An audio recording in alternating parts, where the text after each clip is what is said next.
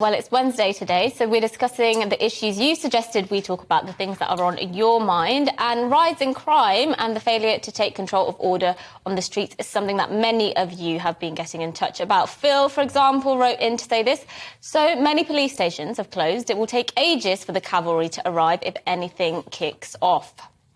Well, Marianne says that policing and our criminal justice system are completely broken. What about those doing something about the situation? The Neighbourhood Watch celebrates its 40-year anniversary this week. Yes, well, we are delighted to be joined by the CEO of Neighbourhood Watch Network, John Hayward-Cripps, and I almost said crisps then, because I'm hungry, and the charity's founding member, Colleen Atkins. Thank you both for joining us so much. There is definitely a feeling, a sense across, certainly our viewers and listeners, but many people I speak to, that the police aren't as good as they used to be, and people are having to take policing into their own hands in many cases. John, what would you say to people who think that?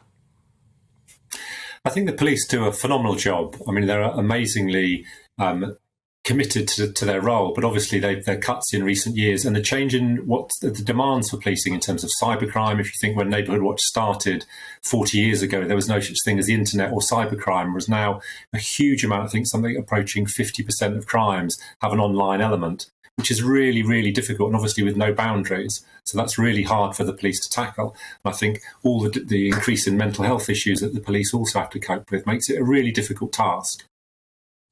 Yes, no, look, absolutely. Now, I was just hoping that you might be able to, Colleen, just fill me in a bit. So I always see the Neighbourhood Watch signs, OK? They're everywhere. They're in people's front windows, everything. But I don't actually see a lot of people watching. I've always been a little bit, and forgive me for this, I've always been a little bit concerned that my neighbours are snitches. Is that the truth, Colleen? Absolutely not. What we are, we're good neighbours, and we're just making sure that our area is a safe and pleasant place to live. And it's not just about homes, it's about the whole environment, about the whole community, and it's about bringing community together.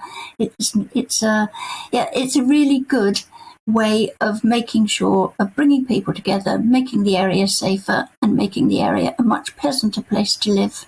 Colleen, can I just say, you sound like one of the most lovely women that I've ever spoken to in my life. Oh, my gosh. So tell us the sorts of things that Neighbourhood Watch does, in practice, because, as Patrick says, there are these signs everywhere, and people have a general idea of their purpose. But what do they actually do? Go on, John. Yeah.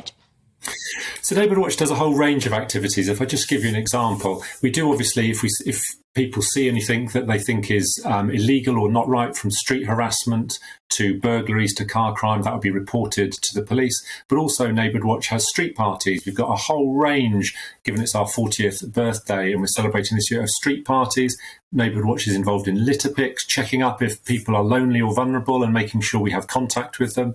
We have tea and tech sessions, so younger people who are really tech savvy, helping older people that may be less so, sharing a cup of tea and learning about the internet and how to keep safe. We work with the Girl Guides and the Girl Guides badge. We have crime prevention campaigns. We run a Neighbour of the Year competition. I could go on. Well, absolutely, no. And Colleen, can I just say, have you got any real success stories? Because apart from, I suppose, stopping crime in a way, making sure everyone's safe, it is a sense of community, isn't it? But can I just ask, have you ever stopped a crime, Colleen? No. Oh, bless you. No, but seriously though, so obviously Neighbourhood Watch is. Oh, she thought you said, have you committed a crime? Committed a crime? Oh no. No, sorry, no, that's my job. No, but yeah, there's been a few crimes live on air. Let me tell you that much, Colleen. But but seriously though, have you what success stories have Neighbourhood Watch got? If I just give you a tiny... Colleen, somebody back off, John. Reported something suspicious happening, and the police arrived and found somebody halfway through a window, and obviously that was a really good arrest.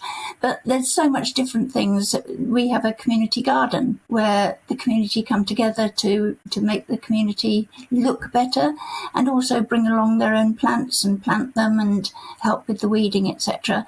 And that's just a way of bringing the community together. And that's what Neighbourhood Watch is about. It's about community, about making it a stronger and safer community, and, as I've said before, a much more pleasant place to live, and knowing you your neighbours, knowing that they're there when you need them, and especially for people who have been living in isolation during the pandemic, just making sure that the neighbours pop in, say hello, have a cup of tea, and just take away some of that loneliness that some people are experiencing. It sounds like a great thing to do. And how do you, John, finally to you, if people wanted to get involved with their local neighbourhood watch, I mean, how do they go about doing that? If they go onto our website, which is ourwatch.co.uk, I should know that better.